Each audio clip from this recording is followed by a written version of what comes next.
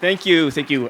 Blake Bingham, Deputy State Engineer. So I work for the Division of Water Rights. This is going to be really quick. I'm going to hit the top contours really fast, and we can talk at lunch if you have any follow-on questions, which hopefully you will. So just a really quick overview of our agency, just because I'm not sure where everyone stands on their knowledge of water rights, our agency, and those types of things. Our office is headed by the state engineer. Our division director, Teresa Wilhelmsen, is the state engineer, is appointed for a 4-year term, conformed with the Senate, serves without a board, so there's no additional agency that reviews our orders. It goes straight to the courts for judicial review.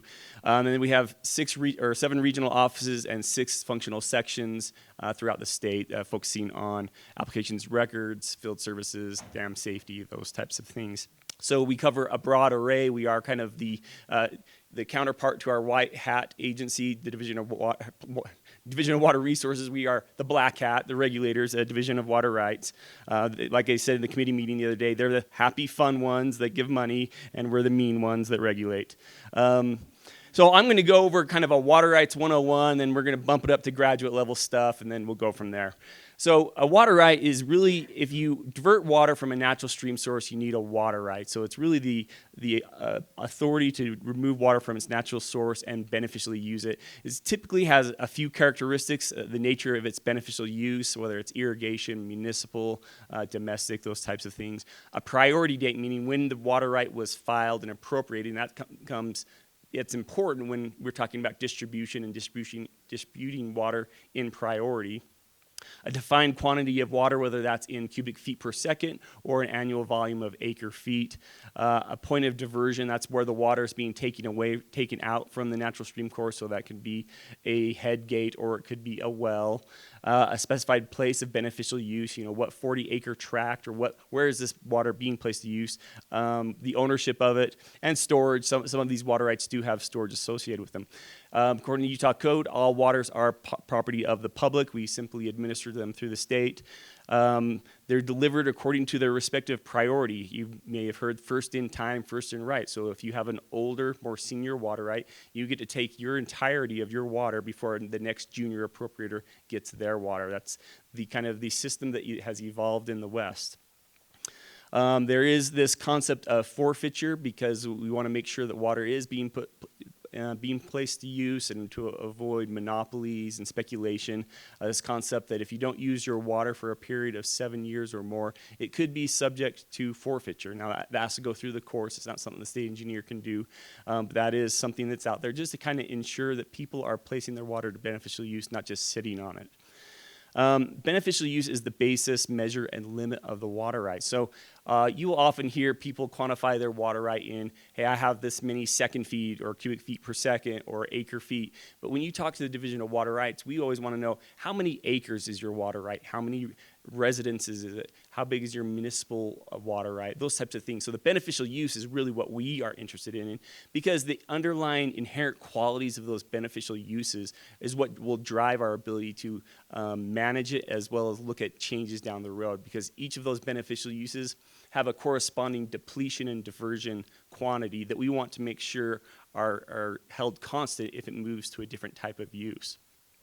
And that brings us to change applications. So if you have a water right, you're using it for irrigation of alfalfa, you could potentially take that water right and file a change application and move it to do something else, whether it's moving it to a municipal type of use, dedicating it to the Great Salt Lake, building houses. If you're tired of growing alfalfa, you see this all over the Wasatch Front, right?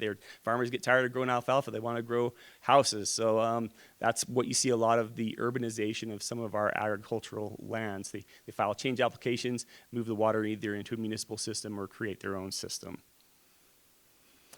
So let's talk about, when we talk about water for the Great Salt Lake, I think this is an important slide because you will hear the terms diversion, depletion, return flows, and it's important when we talk about water conservation in the basin of the Great Salt Lake so we understand what these components are. So I developed this little slide show to help illustrate why we are so focused on depletion and why that matters with respect to the Great Salt Lake. So in this case, you have your stem of alfalfa or corn, whatever you want to call it. You have the natural flow of a stream. The agricultural producer diverts their water, applies the irrigation. Some of that water is lost through conveyances, returns to the natural source, the natural stream, and that water is used to satisfy intervening rights, meaning rights that are diverting after your point of diversion. So that those return flows, those losses, are actually going to satisfy other people's water rights. Now, as the water gets applied, the plant grows, it transpires, also evaporation is happening, and also some deep percolation. So in like flood irrigating practices, a lot of it goes to the soil and returns back to the system. And then you also have some runoff component, and these return flows go back to returning downstream and are used to satisfy downstream rights. So when we talk about, hey, what water is available for the Great Salt Lake, there's always a big focus on diversion savings, just because that's what you can see. It's easy to quantify. You know if you're using less water or not. But what's less kind of taken, and of course you have precipitation, that becomes a little bit important here. But really what is important when we're talking about water for the Great Salt Lake, recognizing that return flows are being used by downstream diverters, if you aren't reducing your evapotranspiration or your depletion, then really that water that you are conserving, that conserved diversion, is really just getting taken by the next downstream diverter. So really a focus on depletion savings is what's important. And so when we talk about depletion, what we're saying is, hey, if you have the typical amount of irrigation and the evapotranspiration, you subtract out the precipitation, that's the net irrigation requirement. That's what we consider the depletion. So if you want to change something, generally in the Great Salt Lake Basin, because one of our obligations is to preserve existing rights, to protect those existing rights. And we can't do that by allowing people to take their water and move the return flows downstream past intervening or downstream diverters. Really all we can do is remove or move that depletion component. And so that's why we are so focused on depletion when we're looking at change applications with respect to the Great Salt Lake, because it's the terminal end of the system, and that's really the type of the water that we can shepherd to the Great Salt Lake. Speaking of shepherding, I hear this all the time. How do we know the water is getting to the lake?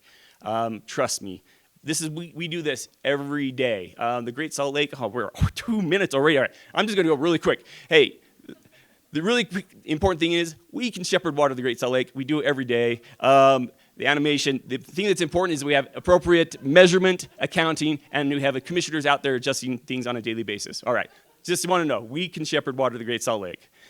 Great Salt Lake Distribution Management Plan. This is a plan that we implemented recently. It essentially curtails mineral extraction rights on the lake based on elevation. We have a distribution accounting tool. It's publicly available. You can go, you can see what is happening, what rights are in priority, which mineral extraction entities are being cut based on the elevation of the lake. Currently, we're operating off the elevation 4193, which was the elevation of June 15th of 2025. So we kind of base it off last year's and then start the year January 1st, and we tell the mineral extractors, all right, you have this much water that you can divert and use from your system.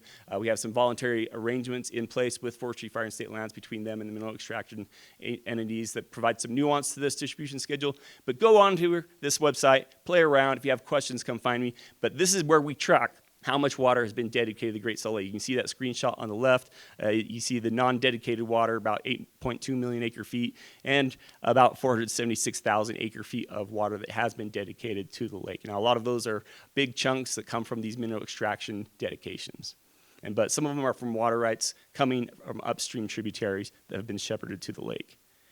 This is all the water right that's been approved, and there. I think I hit it. Oh, and I'm going the wrong way. Thank you very much.